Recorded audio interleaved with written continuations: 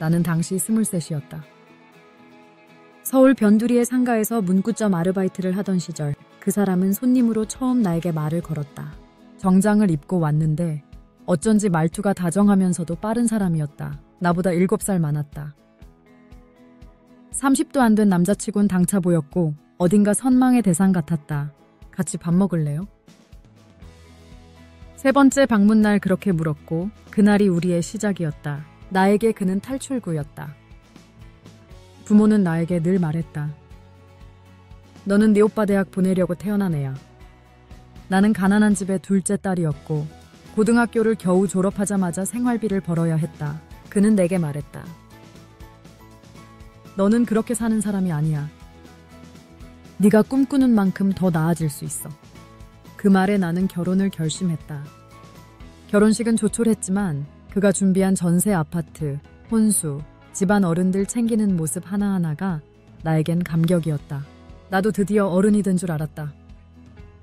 그런데 나의 행복한 기대는 예상보다 쉽게 그리고 빨리 무너졌다. 결혼 3개월째 그는 처음으로 나를 밀쳤다. 이유는 저녁 반찬이 짜다는 거였다. 내 엄마가 이딴 요리 가르쳤냐? 입도 없냐 너? 그 순간의 말보다 더 깊이 박힌 건 내가 아무 말도 못했다는 사실이었다.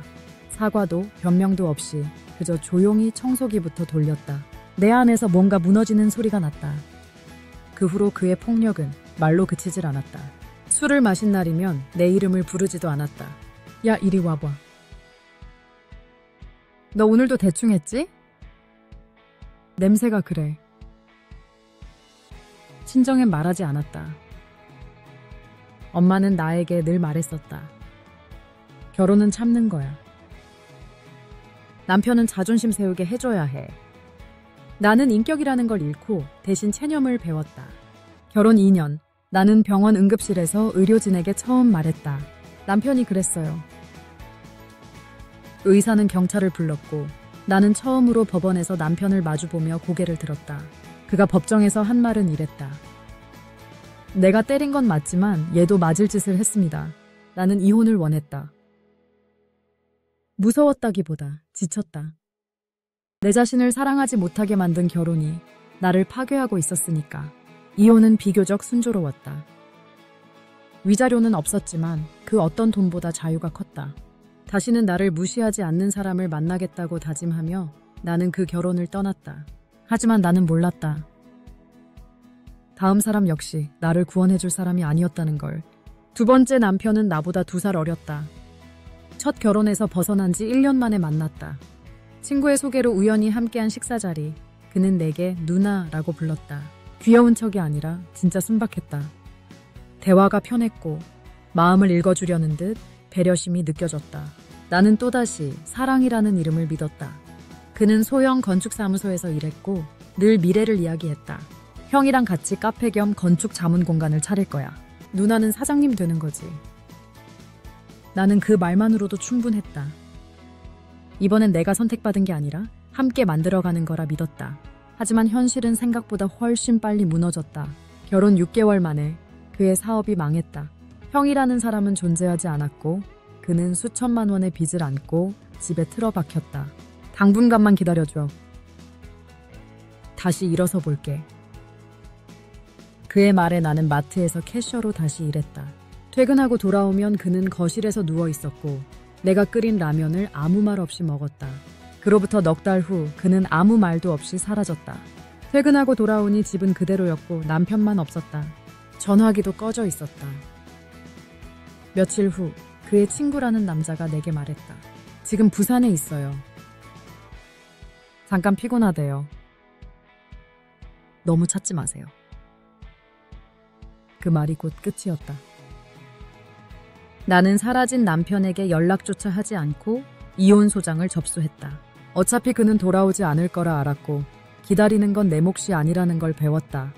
세 번째 결혼은 내 인생에서 가장 후회되는 선택이었다. 그는 공무원이었고 이혼남이었다. 아이는 없었다. 나는 더 이상 화려한 미래도 감성적인 대화도 바라지 않았다. 그저 나를 배신하지 않을 사람이면 됐다. 결혼은 조용히 진행되었고 그는 매일 아침 출근하며 잘 다녀오겠습니다 라고 말해줬다. 나는 그런 일상이 고마웠다. 하지만 그것도 오래가지 않았다. 결혼 2년째 나는 우연히 그의 핸드폰을 보게 되었다. 카카오톡 메시지 창맨 위엔 은지연이라는 이름이 있었다. 나는 처음엔 오해라 생각했다. 그날 밤 조심스럽게 물었다. 은지 언니는 누구야? 그는 잠시 멈칫하다가 웃었다. 아는 누나야. 요즘 뭐 좀 같이 해보려고. 하지만 감정은 숨겨지지 않았다. 퇴근이 늦어지고 샤워 후 휴대폰을 들고 욕실에 들어가기 시작했다. 나는 확신이 필요했다. 탐정에게 부탁했다. 48시간도 안 돼 결과가 왔다. 사진 속 그는 강남의 한 주차장에서 어떤 여자의 머리를 쓰다듬고 있었다. 그날 밤 나는 이혼을 요구했다. 그는 말했다. 당신이 날 너무 의심해서 그래. 날 믿어줬다면 이런 일도 없었을 거야. 그 말에 내 눈에서 눈물이 났다. 사랑이든 책임이든 모두 남 탓이었다. 그는 끝까지 사과하지 않았다. 나는 이혼을 진행했고 정신적 위자료도 일부 인정받았다. 하지만 상처는 금액으로 치유되지 않았다. 나는 다시 혼자가 되었고 다시는 결혼을 하지 않겠다고 다짐했다. 하지만 인생은 쉽게 넘기지 않았다. 그 사람은 네 번째 남편은 아이 문제로 내 인생을 다시 흔들었다. 그를 처음 만났을 때 나는 43이었다. 이혼 3번을 거쳤고 사람을 믿는다는 게 얼마나 어리석은 일인지 충분히 배웠다고 생각했다. 그도 역시 이혼 경험이 있었고 중학생 딸을 혼자 키우고 있었다. 우린 너무 조심스러웠고 그래서 오히려 솔직했다. 이제 와서 누굴 사랑한다는 말은 우습지만 나는 당신과 조용히 늙고 싶어요. 그의 말은 내 심장을 흔들었다. 사랑이라는 단어 없이도 누군가와 늙고 싶다는 말은 지금까지의 어떤 고백보다 묵직했다. 결혼은 조용히 치렀다. 나는 직장을 그만두고 그의 딸과 함께 살기 시작했다. 하지만 그 평온은 차에 반년도 가지 않았다. 그 아이는 나를 받아들이지 않았다.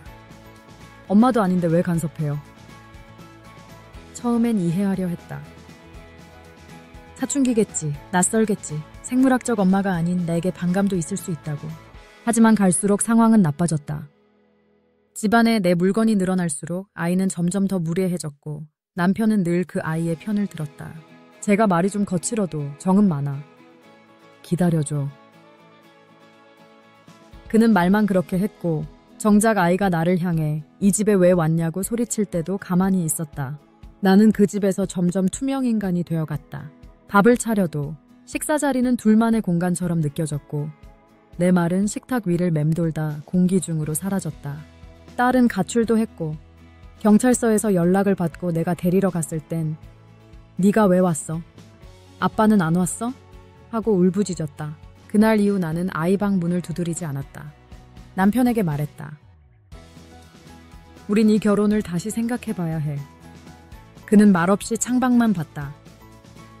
그리고 조용히 말했다. 지금 이혼하면 딸아이가 무너질 거야. 제발 한 번만 더 참아줘. 그 한 번은 결국 또 1년이었다. 1년 동안 나는 그의 딸과 한마디도 하지 않았고 남편과도 밥상에서 눈을 마주치지 않았다.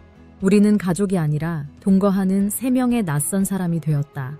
결정적인 건 남편이 재산 문제를 언급하면서였다. 이 집은 내 명의야. 혹시라도 나중에 이혼하더라도 네가 뭘 가져갈 수 있는 건 없어. 그 말에 나는 웃음이 나왔다. 지금껏 나는 남의 자식을 키웠고 남편의 밥상을 챙겼고 침묵하며 살아왔는데 이제 와서 내게 주어질 게 아무것도 없다니. 그날 밤 나는 법률구조공단을 찾았다. 동거기간은 4년 2개월입니다. 혼인신고는 정식으로 되어 있고요. 다만 공동명의는 아닙니다. 상담 변호사는 나에게 말했다. 기여도에 따라 일부 재산분할 청구는 가능합니다. 하지만 상대방이 강하게 다투면 분쟁이 길어질 수 있어요. 그 말이 내 등줄기를 오싹하게 했다. 나는 이제 싸움도 논쟁도 설득도 지쳐 있었는데 그래도 이대로는 안 되겠다고 생각했다. 이혼 소장을 접수했고 남편은 화를 냈다. 이게 다 돈 때문이야? 넌 결국 그럴 여자였구나. 나는 처음으로 그에게 소리쳤다. 돈 때문이야? 아니, 사랑이 없던 날들을 견딘 나 자신이 너무 불쌍해서 그래. 그는 결국 법정에서 기여도 없음을 주장했고 나는 몇백만 원 수준의 분할만 받았다. 재판부는 판결문에 이렇게 적었다.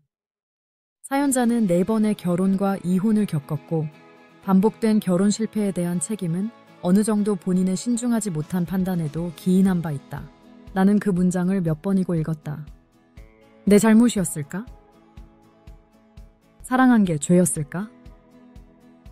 지금 나는 오피스텔에 혼자 산다. 침실 하나, 주방 하나, 벽에는 혼자 고른 수국 사진 액자가 걸려 있다. 처음 이곳에 왔을 땐 잠이 오지 않았다. 밤이면 4개의 결혼 생활이 머릿속을 맴돌았다. 폭력, 가출, 외도, 그리고 침묵. 어떤 사랑도 나를 구원해주지 않았다.